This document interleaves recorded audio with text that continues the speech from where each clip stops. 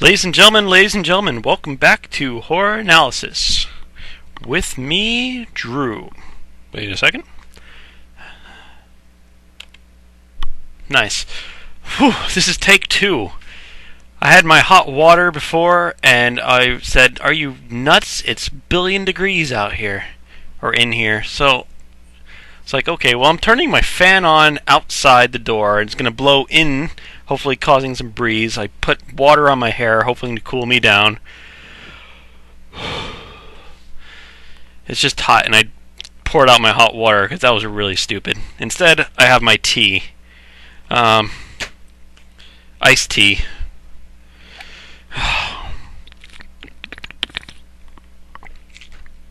It might take 2 bottles. Much better. Anyway, so hopefully, it's just that. Oh, that's great. Hopefully I'll get through a video now. I did try before. I was like, are you stupid? Just the steam coming off the cup. I was like, oh, it's too much. Oh, I even have the manly shirt unbuttoned.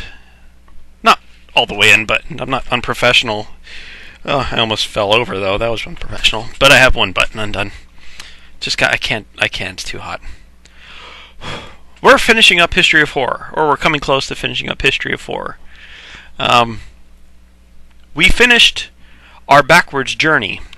We finished being chronological, going from 2010 back to the dawn of humanity, back to the dawn of horror. 300 BC, was it? Wait, I had it up here. 300 BCE, yep. Book of Enoch would be the oldest of the what Lovecraft is calling horror. And of course, Lovecraft admits that as long as people have been telling stories around a campfire, or a cooking fire, or any fire, or anything, they've been telling horror tales. True. Writing down's another story. Sort of begins with Book of Enoch. So, going backwards, we're done. Now, I'm just going to do a quick review video today of going forwards. From 300 BCE, or BC if you're into the Christian calendar, through to 2013 again, hopefully.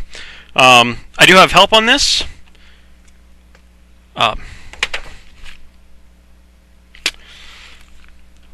Kingdom of Fear, The World of Stephen King, 17 essays on the mastery of horror by prominent writers, critics, and filmmakers, edited by our buddies Tim Underwood and Chuck Miller. There's one in here that's really good. It's by Leslie Fielder. Well, I had to look up Leslie Fielder. He was one of the preeminent critics and literature people of the 20th century. Died in 2003. And he was a big genre defender. A lot of these critic types, if it's sci-fi or fantasy or horror, or mystery or romance, all the genres, they just say, no, it's not real literature. But this guy was a defender of it. And he wrote Fantasy as Commodity, and let's get my camera started there. Fantasy as Commodity and Myth, Leslie Fielder. Page 49, if you did pick up this book, I did sort of recommend it at the beginning of the class. And it's pretty good. I was reading along, just enjoying the essays. Some of them were about Stephen King, some of them were just about horror in general. Some of them were about stuff that Stephen King talks about as well. Stephen King's influences, as it were. Oh, I started this series of videos in the spring when it was nice and cool and I could drink hot water. It is now summer, and it's awful. I'm ready for snow again. Right. So, in Fantasy as Commodity... what was it? Fantasy is Commodity and Myth. Fielder goes over the basics of horror. And I'm going to do that too. I'm going to go into a little bit more in depth, but this is very succinct. I'm going to be less succinct, but this was very good. I do recommend that one to anyone who's doing it. But for now, I'm just going to sort of toss in my own stuff. So of course, the early days, I don't have any slides today, so you're going to have to look at me. Unfortunately, I wet everything down because I was so warm. Now my beard itches. I should have just shaved it off the other day. Anyway, enough of that about that. So at the beginning, in the dawn of what we're talking about here, people are still telling horror tales to each other. Now they're starting to write some of them down. Most of them are people who are writing stuff down in general are a very vast minority of people. Scribes and writers are sort of a very tiny bit. The people with the ability to write and read are in the vast minority. So we're talking about not many people. And the people that, and of course, pen and paper, papyrus, and whatever they wrote as far as ink goes, or clay tablets, kind of a commodity. You don't want to just write anything. You wouldn't write, these people would be snobs, and they wouldn't write ghost stories that people told around campfires. That would be beneath them. Because paper's expensive. Whatever. You get it? This is also going to be history of the Western world. Hate to be, Eurocentric or Euro-American centric, but I'm going over the next section. After history of horror is done, I'm going over horror anthropology. And that's going to be a lot of cross-cultural stuff. I'm going to try to, the horror from the non-Judeo-Christian Muslim tradition. So, African tribal horror, of course, Indian horror being from the Hindu tradition, or Buddhist horror being from the Chinese, Japanese, Korean, Buddhist tradition of horror, down to Pacific Islands, which would also be either, depending on the time and the place, would be either Muslim or Buddhist or Hindu. But I'll be going over those things in the horror anthropology section. For this section, is basically the European still. It's still stuff that would be found in Shill. It's, of course, if you want to think about it this way, it's Shill chapters 2 through 10 that I'm going to be going over very quickly now. Right. So, papyrus and whatever is being very expensive. There's not a lot of... No one's going to be writing down the stories that people are telling around the campfire. Kids telling ghost stories to each other to scare each other. They'll be telling stories of gods. Bible. They'll be telling stories of epic heroes. Hercules and whatnot. Or biblical heroes. My favorite biblical hero is Nimrod, just because I love this name. Anyway, Nimrod. Mighty dude. Judges and stuff like that. Great heroes. Hercules and Odysseus and Achilles. Not that Homer wrote these things down. Well, Homer did, but the stories were far older than Homer. Or the stories weren't written down to Homer. I always get that confused. Was Homer the guy who wrote it down? Or is Homer just the guy who's credited with telling the story in the way? However, eventually stuff did start getting written down. And a lot of the stuff that was written down was non-horror. very few was, as you can see from what we were talking about last time. Satyricon, but Petronius just had a tiny chapter that was a bit of horror. Beowulf, it's just one book out of several centuries.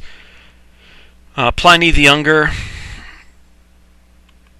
was just a letter, and he was just writing a letter to his buddy. It wasn't a book that he was publishing. And of course he was pretty wealthy. And he wrote a lot, so because Pliny the Elder was his dad, I think. Uncle. Pliny the Elder was his uncle. I looked that up the other day. However, so the rich could write other stuff, and occasionally they would write little bits of horror stuff, but not much. Going through the Middle Ages, there's not a whole lot. There's little bits in Morte d'Arthur. There's the first Foss story in here as well. But for the most part, Middle Ages, and that's after the Middle Ages really anyway. It's during the Age of Enlightenment. During the Middle Ages, there wasn't a lot of horror. And I said last time, probably a part of the reason for that was if you talked about knowing too much about witches or the devil or monsters, they would burn you. For the most part, that's not true. Middle Ages always has that reputation. But the line between fiction and reality was a lot less clear. Along comes the Age of Enlightenment. The Age of Discovery and Exploration. It's called the Modern Period. After the Middle Ages ends, after the Dark Ages ends, we are into the Age of Enlightenment, which is good. People are no longer being burned at the stakes or being accused of heresy and witchcraft, for the most part. Heresy, yes. Witchcraft, no. Well, that's not true, too. Up until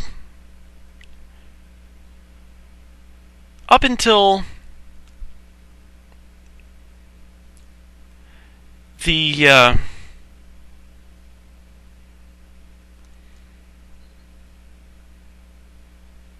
even through the 30 Years' War, I've recommended the 1632 books. Not as horror, but just as good books, because I really enjoy them. There's a lot of witchcraft things there. Provincialism and, So, up until the 16 whatevers, there's still stuff going on. So there was at least reticence on people's parts to talk about witchcraft and whatnot. And that was during the modern period. That was the Age of Enlightenment. Age of Enlightenment or Reason was 18th century. Age of Discovery was 1400s. Okay, I'm on Wikipedia in the background here, folks. So forgive me if I make a few mistakes here. So up until 1700s, 1800s, we're dealing with 1700s. We're dealing with possibility, at least, of having charges brought against you for witchcraft, or this sort of thing. Age of Enlightenment came in 1700s and knocked that out of the way. Said, you're being ridiculous. This is Enlightenment time. Let's get rid of these medieval ideas and start science. And they did. They started science. And science was great. Science is great. And it's curing diseases, and it's doing great stuff. So,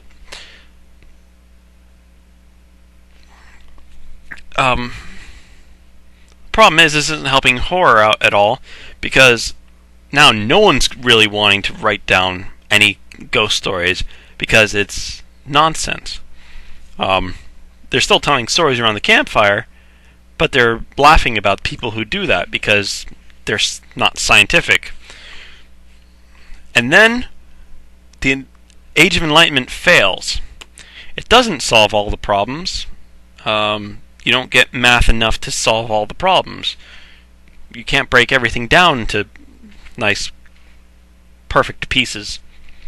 You just don't. So, then there came the Romantic era, which was in response to the Age of Enlightenment, about 1850-ish, is what Wikipedia calls it anyway. 1770 to 1850. So, and this is really good. I'm going to pull it up a bit. It was in response to the Age of Enlightenment. Science doesn't solve everything, so doesn't talk about the soul, doesn't talk about the greater feelings in life, and not just romantic feelings like love. Romantic. They are talking about the harsh feelings, the great, the big ones, the feelings of apprehension, horror and terror, and awe, sublimity, untamed nature, etc. Oh, did I get that? There's quite a bit of people who were in this. There's the Sturm und Drang people, the Germans, Goethe, etc. But, that was the main feeling. And that's why in all your classical literature courses, Frankenstein will be one of the big and romantic works, because it has a scientist who tries to play God and goes too far. That is the point of Romanticism, is you're not going to get to godness from science. You need, emotions and stuff. You need more. You won't get. Science won't solve all the problems. It can't create life. Anyway, so we're moving along, aren't we? The Romantic era. Since we had the Enlightenment, we could talk about ghosts and stuff. We can talk about witches and whatnot, and not being accused of being a witch. Because the Age of Enlightenment at least swept all that away. Said, no, we're not burning anybody at the stake anymore. That's ridiculous. So if anybody came around and talked about witches afterwards, they say, oh, you're weird. And poor people are still getting that from people. Oh, you're weird. Witches. Or monsters. There's no such thing. That's the Enlightenment. And romantics say, I don't care. I still want to talk about it. It's cool stuff.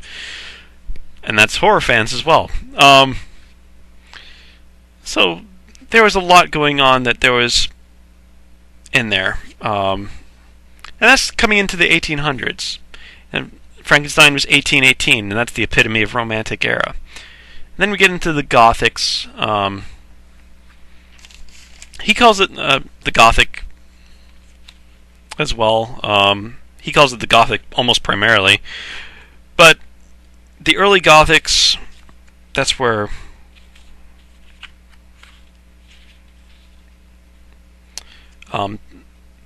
this is discussed.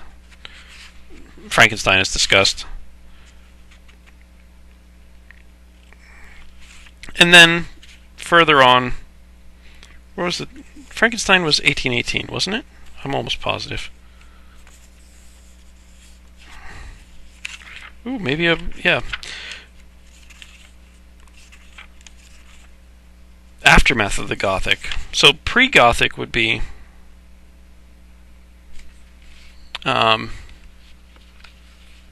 pre-Romantic would be Gothic?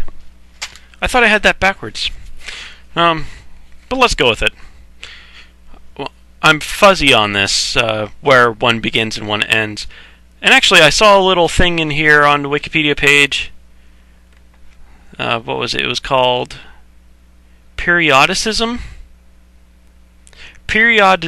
periodization for discussion of the tendency to try to fit history into non-overlapping periods. Periodization, that's what it's called. I'm try to avoid periodization because there is overlap, and it's not smooth, and where Enlightenment ends, Romanticism begins. It's not the way things work. There's Romanticism begins back here, and Enlightenment doesn't really end till way later. So it's not smooth. It's not clean cut, and you wouldn't think it would be. All right, so actually, this is probably where this kicks in. Now,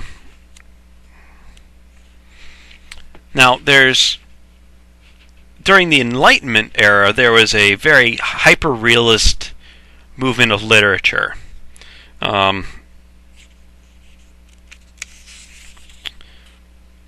Verisimilitude, the realism. Richardson is an author that he keeps popping up. Samuel Richardson is what Leslie Fielder's talking about. And it's just everything's trying to be as real as possible. That's the point. And then people got tired of it, because what's the point of reading something that's exactly like real life and exactly like everything that everybody else is living? So there was a breakaway, and there's fantastic works. This is a little bit earlier than Frankenstein. This is the lead up to Frankenstein sort of thing, where Anne Radcliffe comes along. This is the Gothic stuff that Lovecraft's talking about. Gothic, the word Gothic would be... It started off as an insult. So there was, the classical world was destroyed. The Roman Empire was destroyed by the Goths, the people from the Germanies and the French and France area that attacked Rome and destroyed the classical Roman Empire. Now, the classical era, which was a little bit before that. Actually, do I have it up here? I don't think I do. Classical era was a little bit before the Romantic era. Classicism, 16th century to 18th century. So, 1500s to 1700s. So the Gothic was an insult. It's like, it's the classicals going on. This guy's writing his hyper-realism.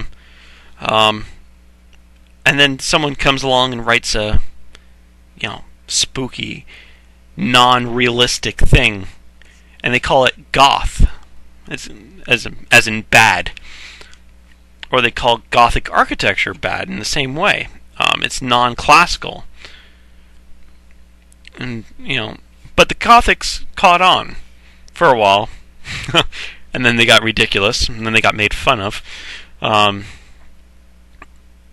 Anne Radcliffe stuff, Matthew Lewis, that sort of type of thing, and then of course it got so overwrought and so overdone. Pardon me. That people were starting making fun of it, like Anne Radcliffe. Jane Austen was making fun of it in Northanger Abbey, which is a parody, or hostile burlesque, as Fielder calls it. And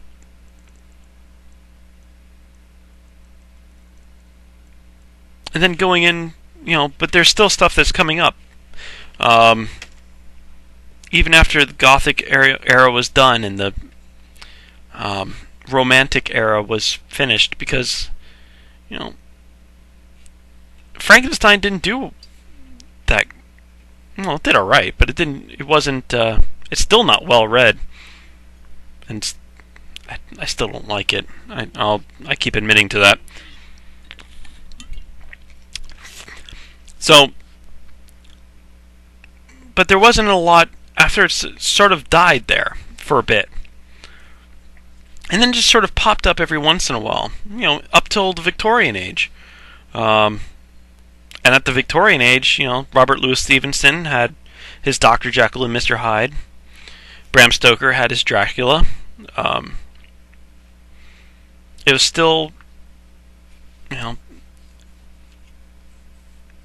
H.G. Wells, of course, was in that as well. And they were not writery. They were friendly enough guys, but they weren't trying to say that their work was works of art. They weren't trying to say that. They were just saying, "Oh, I just wrote it. People like it. You may think they're quacks. That's fine."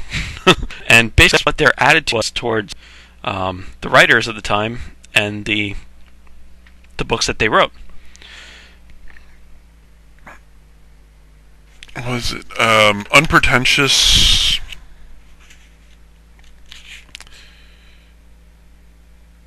Content to be loved by the yahoos, but despised or condescended to by the official guardians of literary standards.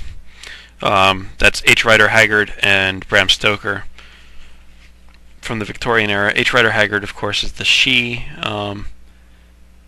and King Solomon's Mines.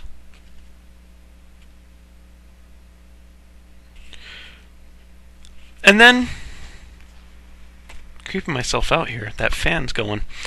It's not giving me a lot of breeze, but it is making a lot of noises. And then after the Victorian age, things started popping up a little bit more. Of course, during the Victorian age, film was being produced. And of course, the earliest films, a lot of that was horror. George Millet, if I'm pronouncing that right, and all those other guys that we talked about in the 1850s type era, 1890s type era, and the 1910 type era. There's the boundaries of film have been pushed by horror, which is cool. So we have, this is leading us up to the 30s, where actually King makes a good point in his in Danse Macabre. Whenever there is periods of tension, anxiety, social anxiety, horror is going to pop up. When there's real horror going on, like wars and plagues and whatnot, there's not a lot of horror. No one's really going out to read about bodies rotting when there's bodies rotting. But when there's anxiety, the Great Depression was a great time for horror. This was the time of the pulps. This was Lovecraft. This was Robert E. Howard. This is this was time for Bela Lugosi and Dracula and Frankenstein and whatnot to come across the screen, and they sold. And Todd Browning and James Whale and all that. It's such a big time for it. Excuse me, Boris Karloff. I couldn't remember his name for a minute there.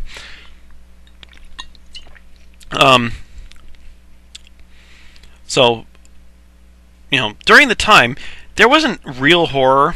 There was people dying, occasionally of starvation, but it wasn't like they were laying out in the street for days on end and rotting on the street. And it was a lot less than, World War II, where there's people dying all over the place. Or earlier great, periods of famine where people would be dying all over the place. Great Depression was just a depressed time. It was rough. It was very anxious. You're anxious about where you're going to get your next meal. And occasionally people starved to death, but not all that often. But it was just a lot of anxiety. So World War II came along, sweeping horror away again. In Europe first, and then America. And then the 50s came along. 50s, you had, well, first the horror comics era, and then you had the big bug monsters.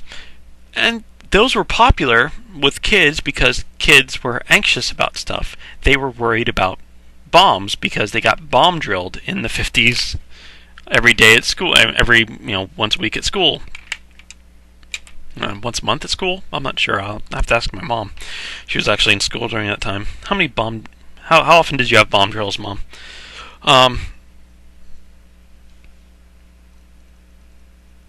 And so anxiety, people who were anxious, of course, were getting into horror again. They'd be reading the comics, because, hey, I'm reading comics, before they cleaned house and you were stuck with Archie. And you could find old copies of Weird Tales or Arkham House in your bookstore that was easy enough to find. You'd have to hide them from your folks in the 50s, but you could do it. And then you could go and see movies like, Creature from the Black Lagoon and Horror at Party Beach and whatever, the 50s B movies at the drive-in when the kids grew up a little bit older, grew out of comics and grew into, hot rods. So, coming into the 60s, counterculture, there's still that tension about, the Cold War. There was tension about the Red Threat, and you get stuff like Invasion of the Body Snatchers. You get, and McCarthyism, depending on what side you're on. And then you get, stuff like the threat of juvenile delinquency, and you get The Exorcist. You get general TV shows, actually Age of TV, and then you'd get the Outer Limits, and you'd get Twilight Zone. You still, a little bit earlier, you had radio when you're growing up with your horror comics, and you had the radio shows that we talked about. Arch Obler. Yeah, I remember the names. So, going on, we have,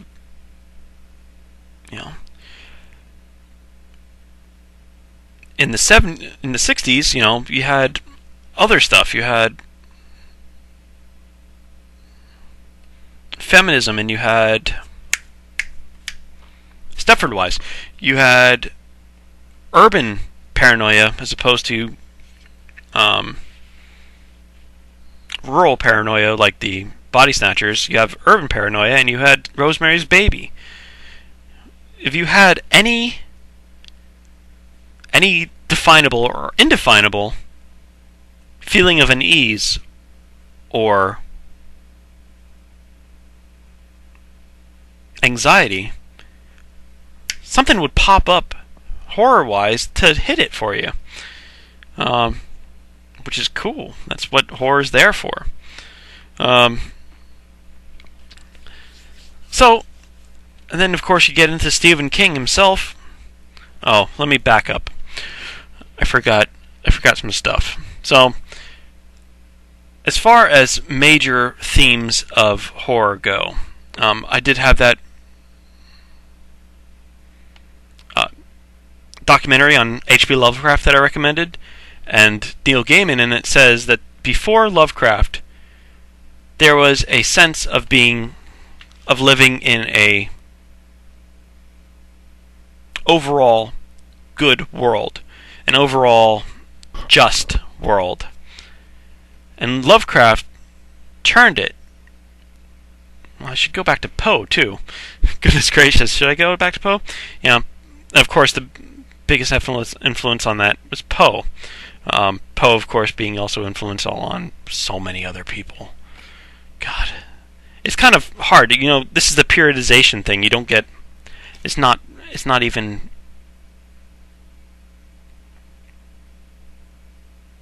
There's no starting and stopping point for influence, and then getting the other influences of Europe, Germany, and France mixed in as well. It's going to gets even more difficult. So Poe, of course, hugely influential on a lot of people. He really had a dark streak. There was darkness before, but he was actually getting closer and closer to Lovecraft's point. Lovecraft's point, as Neil Gaiman is going to be pointing out, was you're not living in a overall just society. There's a good chance that there's not a benevolent God out there. It's a malevolent gods, or at least ambivalent gods, who don't care whether humanity lives or dies, or doesn't even want them to live, but doesn't really care that much either way. That's Lovecraft's worldview. And that changes things in horror. Like, oh, what? So it doesn't it adds to your feelings of unease.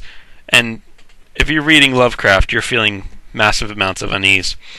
I wanted to move back a little bit further because when we get to King, King is essentially the child of the father Lovecraft and the mother of, his mother isn't, but the literary child of Lovecraft and, oh God, why am I forgetting names? Shirley Jackson. I didn't have to look it up. I had it. So Lovecraft brings in the non-benevolent worldview. The world is not a good place overall. Shirley Jackson brings in the element of this doesn't have to happen in a rotting castle or an antebellum manse. This can happen on your street. This could happen anywhere. It's in the suburbs, in the whatever. So, of course, Shirley Jackson's very influential in that as well. Stephen King takes these two things together, mashes it, and says, okay, on your hometown, you get the full benefit of having a non-benevolent worldview.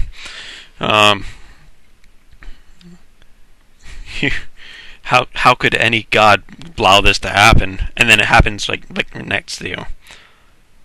The apartment next door, or the hotel room that you're going to, or at your prom, or in your car, out walking your dog, etc., etc.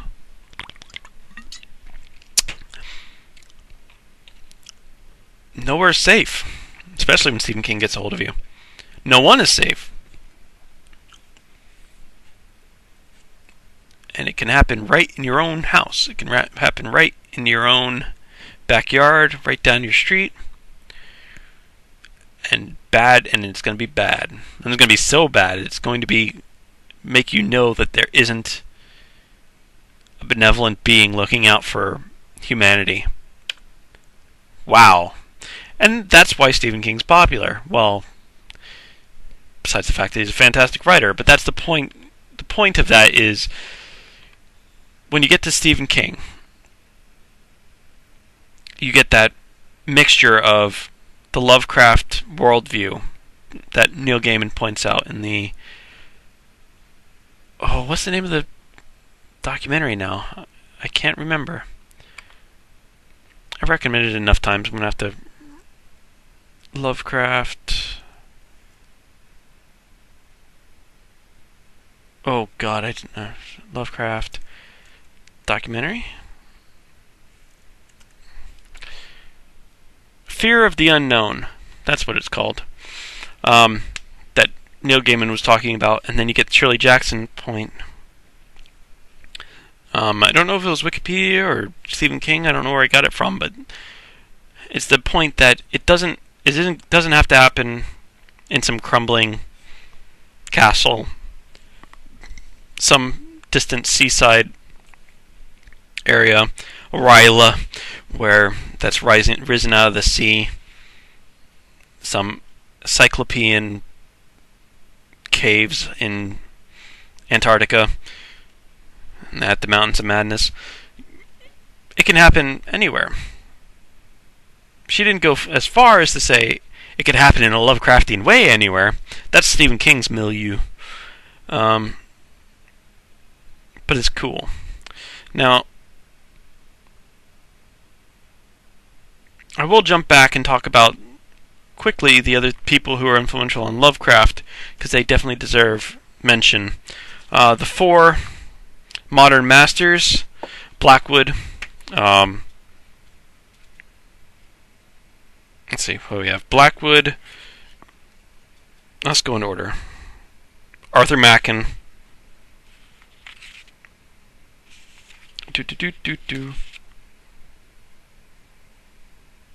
Yeah, Arthur Machen, which I had talked about it quite a bit. He's got quite a few pages. Oh yeah, Mr. Algernon Blackwood, Baron Dasani, Edward Plunkett, and M.R. James. M.R. James is the ghost story king. Dunsany is the creator of alternate worlds and religions. So is Machen. Machen actually plays with that quite a bit as well. Blackwood is a good ghost story and as well, but he's more human-sided, featured. He focuses on that a bit more, in my opinion. Anyway, of course, Poe was even more influential on everybody during that time. Goodness, so much. He was not only influential on people who influenced Lovecraft, he was also influential on Lovecraft, influential on the people who influenced Lovecraft. Back. Yeah, there's so much. That's not even mentioning the late, the mid to late 1800s, which is stuff like Fitzjames O'Brien, and Guy de Maupassant, of course, hugely influential. But going forward, we're still going forward. We're not going backwards anymore. Ambrose Bierce, which I love. I love Ambrose Bierce. But going forward into the 20th century, you get these. Every time there's during the Depression, big chunk of anxiety, so a big chunk of horror. During World War II, not much. Very slim. During Cold War, yeah, there's going to be general tension. Kids are going to feel it. They're going to be into it. Get horror for kids. Until that gets knocked down, so you don't get horror comics anymore. And then you get the movies bringing back horror, the B movies, in the 60s and 70s, and also we'll have things like Psycho in there, which would be, again, hugely influential directors are going to be making horror movies. That could just be maybe I'll just do that tomorrow. Directorial history of horror. The first movies of everybody was a horror movie. Which, if it wasn't the first, it was one of the movies by everybody. Dementia 13 by I'm just not getting names today. I'm not thinking of it. Why am I not thinking of it?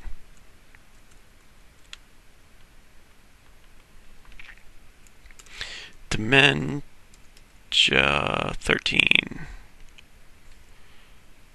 Francis Ford Coppola. I knew that. I really did.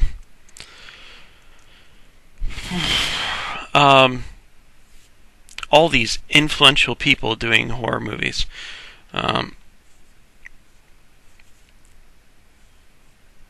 Not just to get a start. It's just, you fall into it. Kubrick did The Shining. Rosemary's Baby was done by... I'm horrible with names today. And he's done a few horror movies, though.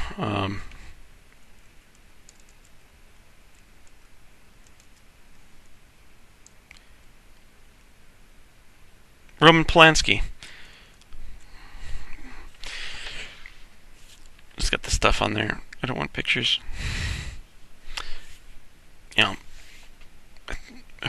Who hasn't pushed the limits? These limit pushing, directors. Hitchcock, the Swedish guy, which I'm not even going to bother trying to think of names anymore. Ingmar Bergman, thank you.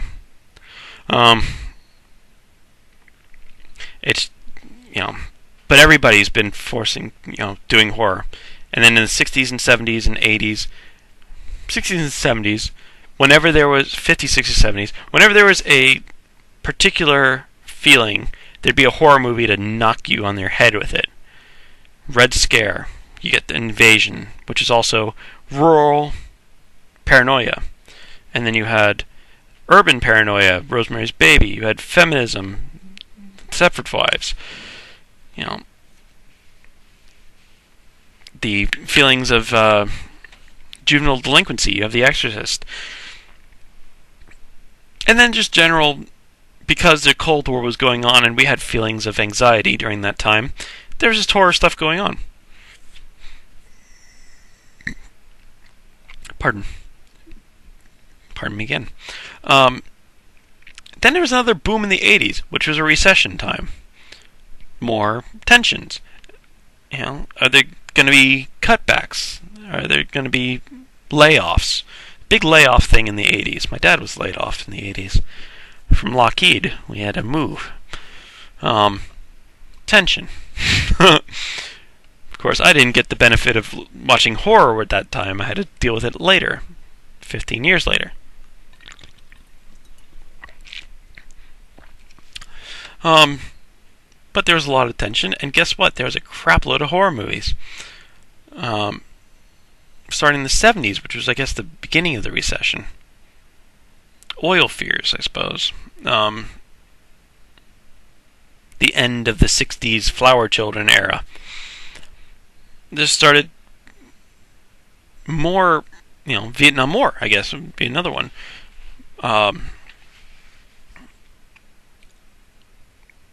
There was tension. Am I going to get drafted? Yada, yada, yada. Horror stuff is popping up now. Of course, wartime less because if there's a war going on, you're going to know someone who's dying. And it's too close. You don't want to go out and look at rotting bodies when you know someone just died.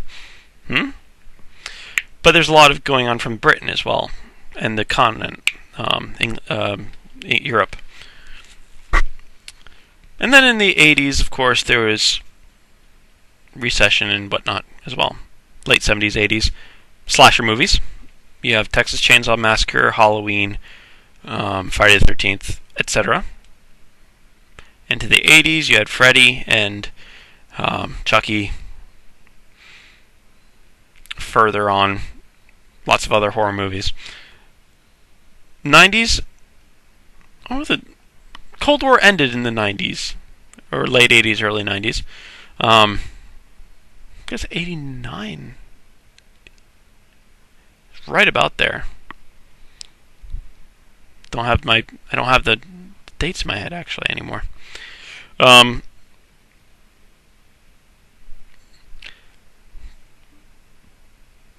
But other tensions were going on. I don't know, from the 80s onward, there's not been many years without a couple of great horror movies. Probably because people know by that time it's really profitable. People knew that forever. And it's starting to get some standing, hopefully. Um, Stephen King certainly making it easier for writers to get respect, because it's kind of hard to criticize Stephen King. He's a really good writer. People like Noel Carroll and Leslie Fielder are very defending of the horror genre, and they're pretty big names. I didn't know much about Leslie Fielder up until today, but he was a pretty big name in literary society. I can talk, really.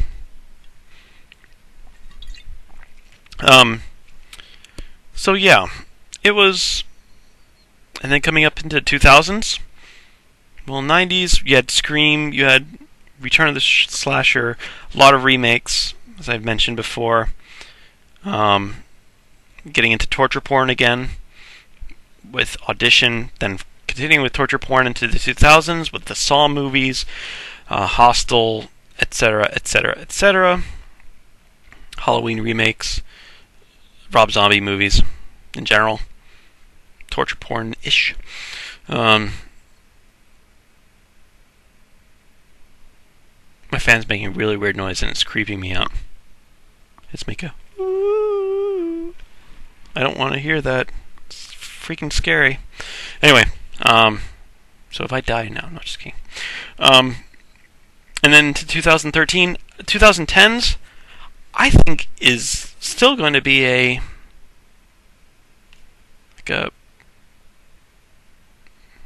revolutionary period. I think we're into a revolutionary period. You had movies like Cabin in the Woods, just twisting everything. You have books like Let the Right One In and stuff coming out from everywhere. It's just getting to be a nice little feel. I have a good feeling about today's stuff. What was I doing? What was I thinking of? Oh, directorial. That's what I was going to do. I'm actually going to make note of that. Paper. I'll find paper. So next time I'm going to do a couple more of these forward things. That was the big general horror in general, from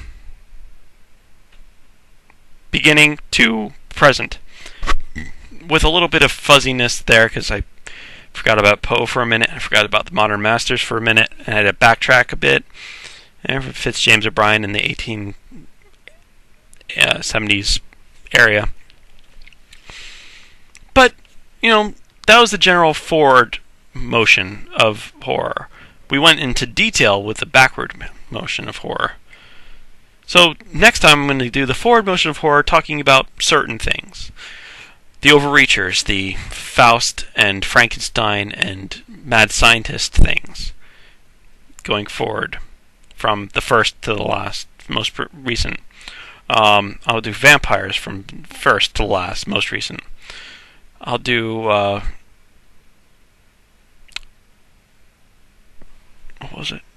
Oh, publishing history, from the chapbooks to the Penny Dreadfuls to Weird Tales and pulps to paperbacks and whatnot to ebooks. And I wanted to do directors. See, at least do some quick film. I did watch a bunch of filmy stuff over the last couple of weeks. There's a lot more that History of Horror with Mark Gatiss came out actually on YouTube, and I was very glad that it did. And Horror Europa with Mark Gatiss on YouTube as well. It was a Channel 4 documentary, BBC 4 documentaries, 2012, and they were very good. It just dealt with film history of horror, but it also had some good stuff in it. It had a lot of good interviews with people who were around during the time, even if they're close to 100. Anyway, it was good stuff, and I think we're pretty good here. And that will be once I'm done tomorrow, or will I do it tomorrow? Yeah, I'll try to do it tomorrow. Once I'm done tomorrow, that'll be the end of History of Horror. Can you believe it? and we'll finally be able to go into something else, like horror anthropology, and then non-narrative horror, and then I'll be done. Can you believe that? Yeah. Horror anthropology, I'm really looking forward to, just because no one's done it. So, alright. My name is Drew. Thanks for watching Horror Analysis. Have a great night. See you next time.